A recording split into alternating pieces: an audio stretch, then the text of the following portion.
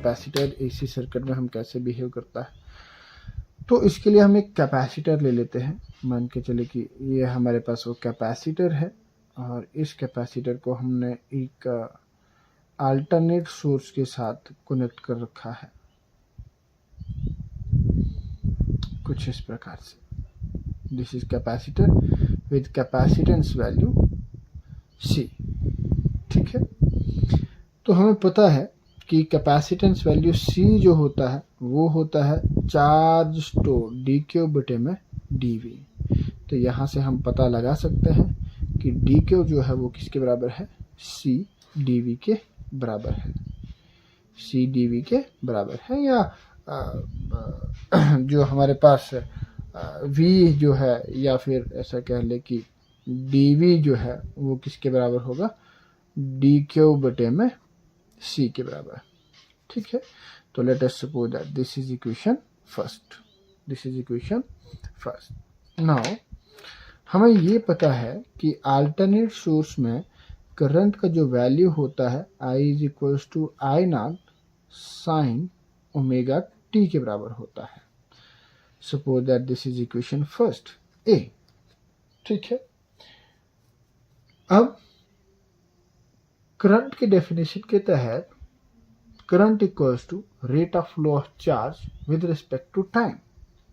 According to definition of current, according to definition of current, I equals to dq over dt, which implies dq equals to I dt के बराबर होगा।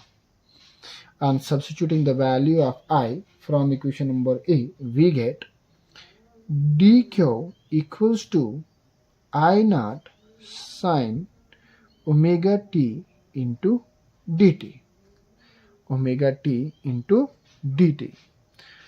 So here we have to integrate this equation। हमें इस equation को क्या करना होगा, integration करना होगा। तो dq का वैल्यू जब हमारे पास निकला है तो v किसके बराबर है, पोटेंशियल हमें देखना है।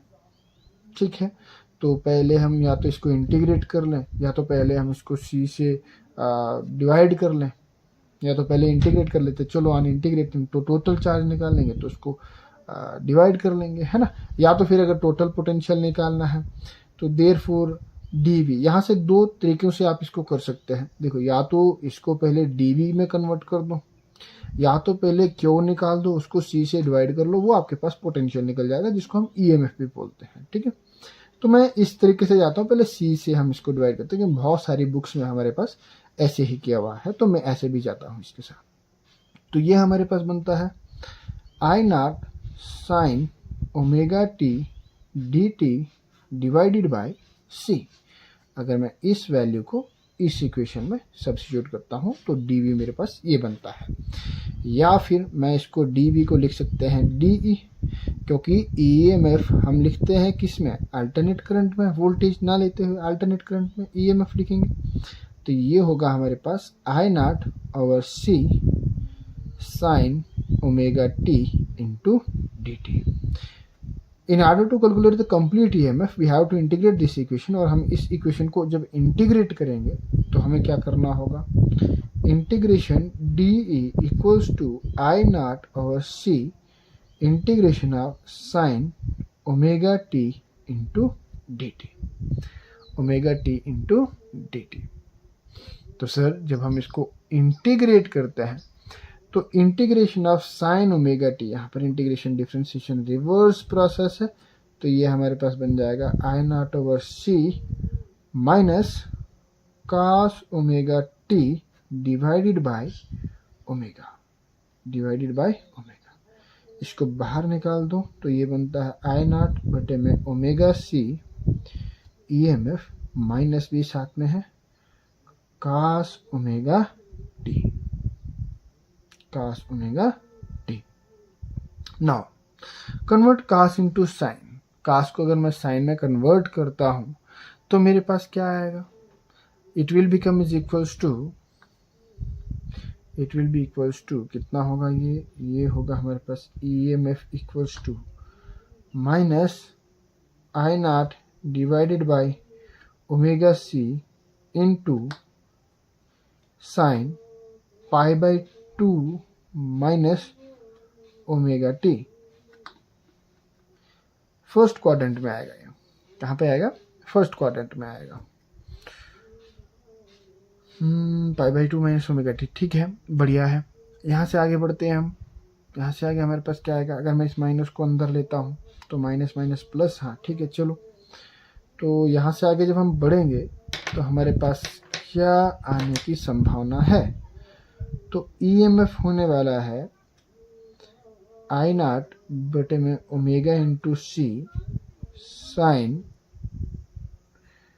Omega t minus minus plus and minus minus minus pi by 2। ये माइनस को जब हम अंदर इसके साथ माइनस करेंगे तो वो माइनस हो जाएगा, माइनस माइनस प्लस, ठीक है, बढ़िया, ठीक है। यहाँ पर देखिए ये हमारे पास जो चीज़ है omega into C, this can be written as hair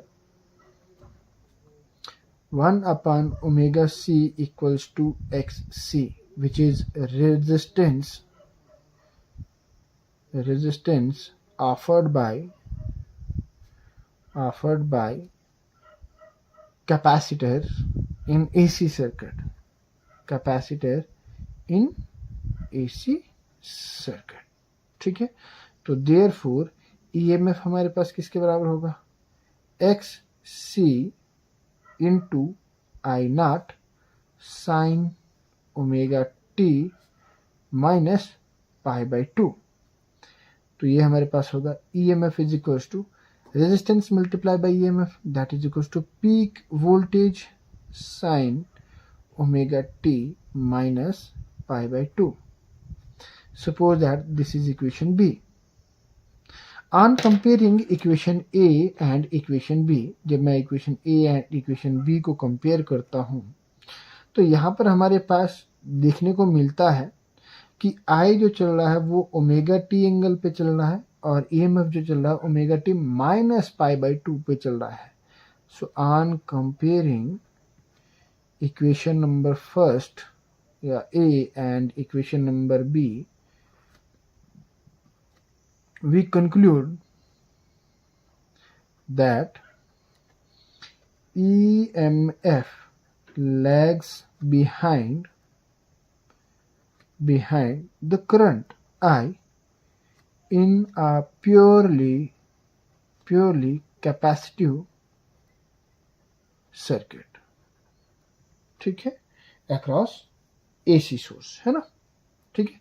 तो अगर हम इसका फेजर डायग्राम या फिर हम इसका अगर फेजर डायग्राम से समझते हैं कि फेजर डायग्राम क्या कहता है या फिर टाइम डायग्राम जो हमारे पास जो है वो क्या कहता है, तो फेजर डायग्राम से देख लो। फेजर डायग्राम कहता है कि सर अगर ये हमारे पास करंट है, if this is our current, this is 0 t by 2, t by 2, this is t by 4, 3t by 2 4th and this is t। तो अगर हमारे पास ये EMF है, ये कौन रिप्रेजेंट कर रहा है, ये किस चीज़ को रिप्रेजेंट कर रहा है? This is EMF। तो हमारे पास करंट कैसे चलेगा?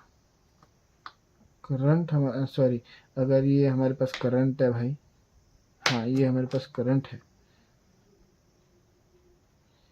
ये हमारे पास करंट है, तो EMF कैसे चलेगा? EMF चलेगा पाई बाई 2 पीछे। तो पीछे का मतलब है ये ऐसे चढ़ेगा, ऐसे चढ़ेगा, ऐसे उतरेगा एंड सो ये चलेगा हमारे पास EMF पाई बाई 2 से पीछे। या फिर अगर आप इसको EMF लेते हैं तो EMF वगैरह ऐसे लेते हैं तो करंट इसका वैल्यू थोड़ा पीछे आ जाएगा, माइनस पाई बाई 2 पे आएगा। और अगर हम टाइम डायरेक्शन से देखते हैं या टाइम डिपेंडेंस से देखते हैं तो टाइम डिपेंडेंस हमारे पास क्या है? ये है टाइम, ये है हमारे पास वोल्टेज या वाई एक्सिस, है ना। तो हमारे पास अगर ये चल रहा है करंट ओमेगा टी पर, आई ओमेगा टी पर, तो भाई EMF जो है इसके पाई बाई 2 पर पीछे चलेगा। This will be EMF। और कितना एंगल से पीछे है भाई, ये देख लो, ये 90 एंगल से, π/2 एंगल से पीछे चल रहा है ना। तो आई होप कि आपको ये सेशन भी समझ आया होगा, ये सेशन भी आपके लिए बढ़िया रहा होगा।